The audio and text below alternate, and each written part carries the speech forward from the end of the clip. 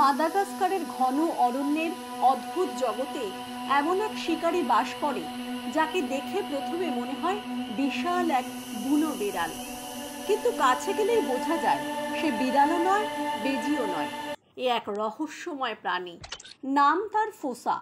দীর্ঘ লেজ, তীক্ষ্ণ নখর আর দ্রুত গতিতে দ্বীপের খাদ্য শৃঙ্খলে এ এক নিঃশব্দ আতঙ্ক।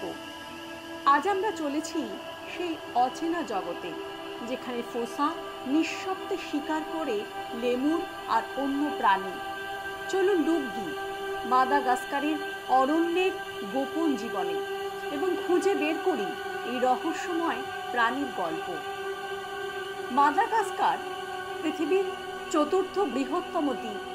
ভারত মহাসাগরের বুকের মাঝে এক বিস্ময়। প্রায় 16 কোটি বছর আগে আফ্রিকা থেকে বিচ্ছিন্ন হয়ে দ্বীপটি তৈরি হয় নিজস্ব অনন্য বাস্তুতন্ত্রে। ফলে সেখানকার 90%-এরও বেশি প্রাণী পাখি পৃথিবীর আর কোথাও নেই। ফোসার জন্য এই দ্বীপ যেন এক প্রাকৃতিক দুর্গ। উত্তরের ঘন রেইন ফরেস্ট থেকে দক্ষিণের কাঁটা ঝোড়, প্রতিটি অঞ্চলে ফোসা নিজেকে মানিয়ে নিয়েছে। গাছের গুঁড়ি, লতাপাতার আড়াল, পাথুরে গুহা, সব জায়গাতেই লুকিয়ে শিকারের অপেক্ষা করে এই গোপন যোদ্ধা। তাপমাত্রার ওঠানামা বা মৌসুমি বর্ষা কোনো কিছুই ফোসার টিকে থাকার ক্ষমতাকে হার মানাতে পারে না। দ্বীপের প্রাকৃতিক বৈচিত্র্যের জন্যই ফোসা তার রাজত্ব গড়ে তুলেছে।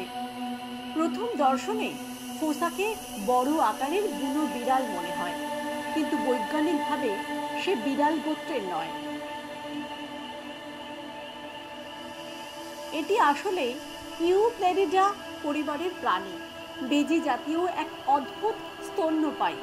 দৈর্ঘ্য প্রায় 70 সেন্টিমিটার, লেজ প্রায় শরীরের সমান, গা চকচকে বাদামি, চোখ দুটো উজ্জ্বল অ্যাম্বার রঙের। লম্বা লেজ তাকে গাছে চড়তে ভারসাম্য দেয়। তীক্ষ্ণ নখর ও শক্ত পেশি তাকে গাছের ডালে সহজে চলাফেরা করতে সাহায্য করে। আর দাঁত এত ধারালো যে সহজেই লেমুর বা ছোট স্তন্যপায়ী ছিঁড়ে ফেলতে পারে। ফোসার দেহ গঠনের এই অনন্য মিশ্রণই তাকে মাদাগাস্কারের শ্রেষ্ঠ শিকারীতে পরিণত করেছে। ফোসা একেবারেই একাকী শিকারী। রাতে তার চোখ অন্ধকারে জলজলে বাতির মতো জ্বলে, আর সেই চোখের ইঙ্গিতেই শুরু হয় শিকারের অভিযান।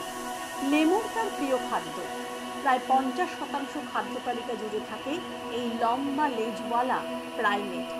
গাছের ডাল ধরে নিঃশব্দে এগিয়ে গিয়ে এক লাফে ধরে ফেলে শিকার। এছাড়া সে ছোট গ্রামের প্রবীণরা বলেন ফোসা নাকি রাতে শিশুকে চুরি করে নিয়ে যায়। কেউ কেউ মনে করেন এটি এক ধরনের অশুভ আত্মা। ফলে অনেক গ্রামে আজও ফোসাকে দেখলেই ভয় পায় মানুষ।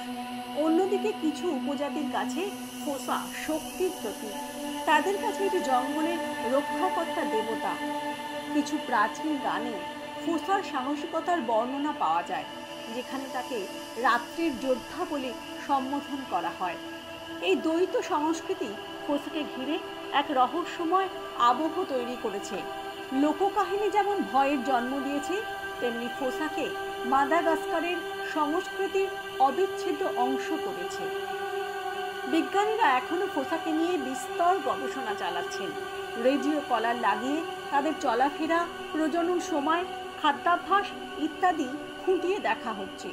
ডিএনএ বিশ্লেষণ করে জানা গেছে ফোসার পূর্বপুরুষ আফ্রিকার বেজি জাতের প্রাণী থেকে এসেছে, যারা লাখো বছর আগে সমুদ্র পেরিয়ে মাদাগাস্কারে পৌঁছেছিল। গবেষকরা বলছেন জলবায়ু পরিবর্তন এবং বন উজাড়ের গতি যদি কমানো না যায়, আগামী 50 বছরের মধ্যে ফোসার সংখ্যা ভয়ানকভাবে নেমে যেতে পারে। কৃত্রিম প্রজনন কেন্দ্র এবং সংরক্ষিত উদ্যান ফোসার বংশরক্ষা করতে পারবে কিনা তা এখনই বলা কঠিন। তবে বিজ্ঞানীরা আশাবাদী যে সঠিক উদ্যোগ নিলে এই গোপন শিকারীর ভবিষ্যৎ এখনো রক্ষা করা সম্ভব। ফোসা নিঃসন্দেহে মাদাগাস্কারের অরণ্যের এক আশ্চর্য সৃষ্টি। না, সে পুরোপুরি বিড়াল নয়, না পুরোপুরি বেজি। তবু দুয়ের বৈশিষ্ট্যের মিশ্রণে গড়ে উঠেছে এক অদ্বিতীয় শিকারী। তার উপস্থিতি বনের ভারসাম্য রক্ষা করে, লেমুরের সংখ্যা নিয়ন্ত্রণে রেখে গাছের প্রাকৃতিক বৃদ্ধিকে সাহায্য করে। কিন্তু মানুষ ও প্রকৃতির সংঘাতে সে আজ বিপন্ন। আমরা যদি বন সংরক্ষণের যত্ন না নিই, তাহলে একদিন হয়তো এই গোপন যোদ্ধাকে শুধু গল্পেই খুঁজতে হবে।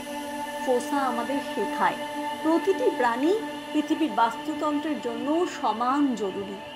তাদের বাঁচিয়ে রাখা মানে আমাদের নিজেদের ভবিষ্যৎ বাঁচিয়ে রাখা। বন্ধুরা, আজকের পর্বে আমরা দেখলাম কিভাবে ফোসা মাদাগাস্কারের জঙ্গলের এক গোপন যোদ্ধা। একদিকে যেমন সে বনের খাদ্য শৃঙ্খলকে রক্ষা করছে, তেমনি মানুষ এবং বন উজাড়ের কারণে বিপন্ন হয়ে উঠেছে। প্রকৃতির প্রতিটি প্রাণীরই একটি গুরুত্বপূর্ণ ভূমিকা আছে। ফোসা সেই সত্যকেই আরো স্পষ্ট করে। আপনারা কি মনে করেন ফোসাকে বাঁচাতে আমাদের আর কি কি উদ্যোগ নেওয়া উচিত?